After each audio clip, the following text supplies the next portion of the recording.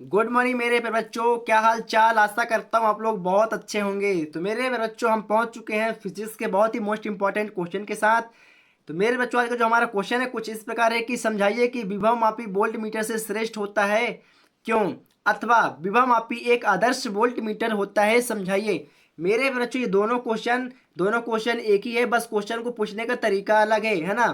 तो आप लोग को घबराना नहीं है ना। दोनों क्वेश्चन सेम ही होता है, बस उसका पूछने का तरीका अलग होता है। तो पहले बच्चों, आज हम समझेंगे विभव मापी वोल्ट मीटर से श्रेष्ठ क्यों होता है, या विभव मापी एक आदर्श वोल्ट मीटर होता है क्यों।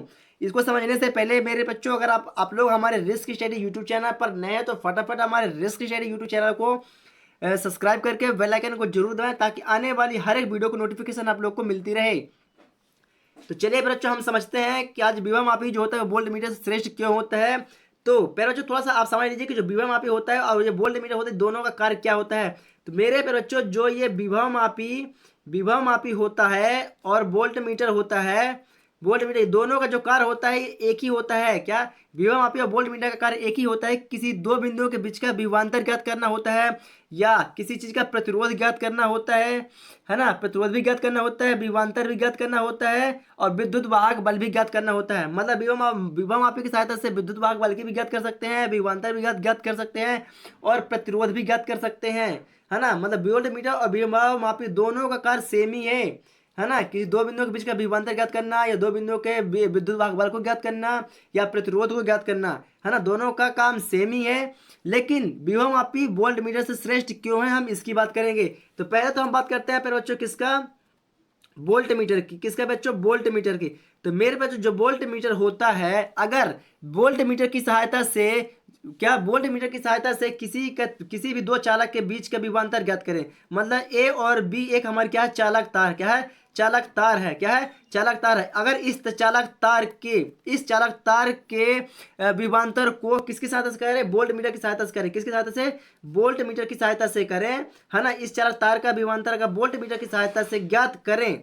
तो मेरे बच्चों, क्या होता है कि जैसे ही हम बिंदु ए और बिंदु बी के बीच में धारा प्रवाहित करते हैं और वोल्ट मीटर की सहायता से इसका विभवांतर ज्ञात करते हैं, इसके बीच का विभवांतर ज्ञात करते हैं, तो क्या होता है बच्चों, जो हमारा यहाँ के बीच में विभवांतर होता है, मान लेते हैं इसका विभवांतर होता है 20 ओम। कितना, 20 ओम होता है। तो बच्चों, अगर हम चालक तार के बीच में 20 ओम से धारा प्रवाहित करते हैं, तो क्या होता है, जब ये धारा क्या होती है, इसके अंदर से भी प्रवाहित होने लगती है। तो यह वोल्ट मीटर के अंदर से भी धारा प्रवाहित होने लगती है। तो 20 ओम से घट करके वह जाके हमें 15 ओम का ही हमें वोल्ट मीटर प्राप्त होता है, या 15 ओम का ही विभवांतर हमें प्राप्त होता है, विभवांतर प्राप्त होता है। तो इसमें क्या होता है, इसमें हमारा क्या होता है, हमारा ओम के या विभवांतर का मान क्या होता है, कम हो जाता है। विभवांतर का मान क्या होता है, हमारा कम हो जाता है। क्या होता है बच्चों, इससे हमारा विभवांतर का मान कम हो जाता है। लेकिन जो हमारा विभव मापी होता है, क्या बच्चों, जो हमारा विभव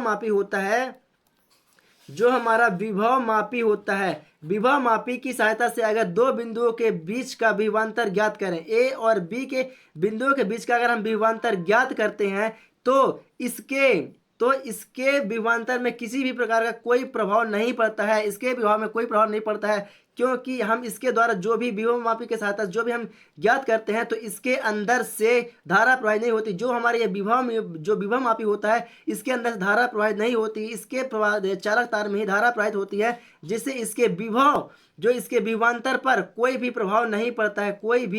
इसके विभवांतर पर कोई भी प्रभाव नहीं पड़ता, नहीं पड़ता है। जिस प्रकार अगर इससे हम 20 ओम का विभवांतर निकालें, 20 ओम का विभवांतर गुजारें, तो हमें इससे 20 ओम का विभवांतर ही प्राप्त होता है। कितना, मतलब 20 का ओम का हमने विभवांतर ज्ञात कर रहे हैं, तो हमें 20 ओम ही हमें विभवांतर प्राप्त होता है। इसके विभवांतर में किसी प्रकार की कमी नहीं होती है। हमें जो विभवांतर होता है, हमें वही विभवांतर प्राप्त होता है। इसके कारण जो हमारा विभव मापी होता है वह वोल्ट मीटर से श्रेष्ठ होता है, क्योंकि यह क्या होता है, यह ओम को या विभवांतर को घटा करके मान को बताता है। लेकिन जो विभव मापी होता है वह जितना विभवांतर उसका होता है, वह उतना हमें पूरा का पूरा विभवांतर दे देता है, जिसके कारण क्या होता है, हमारा विभव मापी वोल्ट मीटर से श्रेष्ठ होता है। तो आशा करता है प्यारे बच्चों, आप लोग इसे समझ चुके होंगे। इसका दूसरा कारण एक और है प्यारे बच्चों, कि जो वोल्ट मीटर होता है, क्या, ये जो वोल्ट मीटर होता है यह विक्षेप विधि पर आधारित होता है। किसमें, यह विक्षेप विधि पर आधारित होता है। किसने पर बच्चों?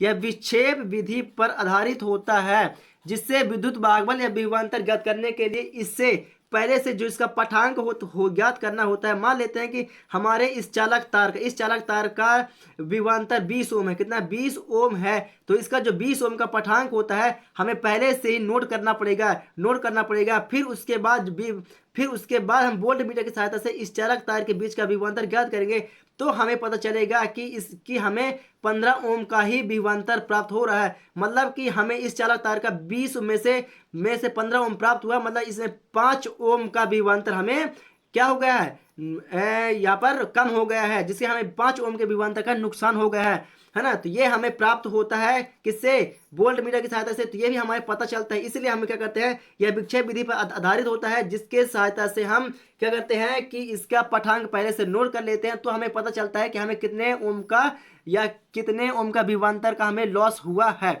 लेकिन जो हमारा विभव मापी होता है बच्चों, यह क्या होता है? यह शून्य विक्षेप विधि पर आधारित होता है। किसमें? यह शून्य विक्षेप विधि पर आधारित होता है। तो हमें किसी भी चालक तार का अगर विभवांतर ज्ञात करना होता है तो हमें इसमें क्या होता है, इसमें हमें किसी भी प्रकार का पठांक पहले से नोट नहीं करना पड़ता है। क्यों? क्योंकि जितना इसका विभवांतर होगा यह हमें सेम टू सेम उतना ही विभवांतर हमें प्राप्त होता है, या हमें उतना ही विभवांतर हमें दे देता है। बस हमें क्या करना होता है, इसका इतने ओम का हमारा या उतने विभवांतर का हमारा ये चालक तार है, इसको कंफर्म करने के लिए हम क्या करते हैं, वो विभव मापी का उपयोग करते हैं। तो अदा का तौर पर बच्चों आप लोग को इन दो कारणों से बहुत ही प्रॉपर तरीके से आप लोग समझ गए होंगे कि हमारा जो विभव मापी होता है वो वोल्ट मीटर से श्रेष्ठ होता है। अगर आप लोग को समझ में आ गया तो फटाफट वीडियो को शेयर कर दें, है ना, ताकि अन्य लोगों को भी ये चीज़ समझ में आ जाए कि जो विभव मापी होता है वो वोल्ट मीटर से श्रेष्ठ क्यों होता है। तो इन्हीं दोनों कारणों के कारण जो हमारा विभव मापी होता है वो वोल्ट मीटर से श्रेष्ठ होता है। अतः यही क्या कहलाता है, यही हमारा आदर्श वोल्ट मीटर कहलाता है। तो चलिए बच्चों हम चलते हैं अपनी नोट्स कॉपी पर। ये रही पर बच्चों हमारी नोट्स कॉपी। तो मेरे बच्चों अगर आप लोग हमारे रिस्क टीचर यूट्यूब चैनल पर नए हैं तो फटाफट हमारे रिस्क टीचर यूट्यूब चैनल को सब्सक्राइब करके बेल आइकन को दबा लें, ताकि आने वाली वीडियो की नोटिफिकेशन आप लोग को मिलती रहे। चलिए बच्चों आप लोग आंसर डालेंगे, है ना, उत्तर डाल के लिखेंगे विभव मापी और वोल्ट मीटर की सहायता से चालक तार के किन्हीं दो बिंदुओं के बीच का विभवांतर ज्ञात किया जाता है ना। आप लोग इसको लिखेंगे। फिर इसके बाद ये हमारे दो कारण हैं, वीडियो को रोक के आप लोग इतना लिख लीजिएगा। फिर ये हमारा पहला कारण हो जाता है बच्चों। चलिए ये हमारा पहला कारण हो जाता है, ये पहला कारण कि यदि किन्हीं दो बिंदुओं के बीच का विभवांतर वोल्ट मीटर की सहायता से ज्ञात किया जाए तो जो वास्तविक विभवांतर होता है उससे कम विभवांतर प्राप्त होता है। लेकिन विभव मापी की सहायता से यदि दो बिंदुओं के बीच का विभवांतर या विद्युत भागबल ज्ञात किया जाए तो जो वास्तविक विद्युत भागबल या विभवांतर होता है वही प्राप्त होता है, क्योंकि वोल्ट मीटर के अंदर से धारा बहने लगती है तथा विभव मापी के अंदर से कोई धारा नहीं बहती है। तो फिर बच्चों आप लोग वीडियो को रोक के इतना लिख लीजिएगा। क्या मैंने यही बताया? यस फिर बच्चों मैंने इसे प्रॉपर तरीके से ऐसे ही समझाया हुआ है। तो आशा करता हूँ आप लोग को यह चीज़ भी समझ में आ गई होगी। तो चलिए बच्चों अब चलते हैं इसके दूसरे कारण पर। तो ये रहा बच्चों हमारा दूसरा कारण, यस, कि वोल्ट मीटर विक्षेप विधि पर आधारित होता है। चलिए बच्चों वोल्ट मीटर विक्षेप विधि पर आधारित होता है। इससे विद्युत भागबल या विभवांतर ज्ञात करने के लिए पहले पाठांक नोट करना पड़ता है, लेकिन विभव मापी शून्य विक्षेप विधि पर आधारित है। इससे शून्य विक्षेप की स्थिति ज्ञात करनी पड़ती है। चलिए बच्चों मैंने यही बताया, यस मैंने भी प्रॉपर तरीके से यही समझाया हुआ है। तो इन्हीं दोनों कारणों से स्पष्ट होता है कि विभव मापी वोल्ट मीटर से श्रेष्ठ है। अतः यह एक आदर्श वोल्ट मीटर कहलाता है। चलिए बच्चों अगर आप लोग को यह चीज़ समझ में आ गई है तो फटाफट वीडियो को लाइक करके वीडियो को ज़्यादा से ज़्यादा शेयर करें, ताकि यह वीडियो उन सभी ज़रूरतमंद लोगों तक पहुंच सके जिन लोगों को इस वीडियो की ज़रूरत है। चलिए बच्चों हम मिलेंगे आप लोग को एक न्यू वीडियो के साथ, तब तक के लिए जय हिंद।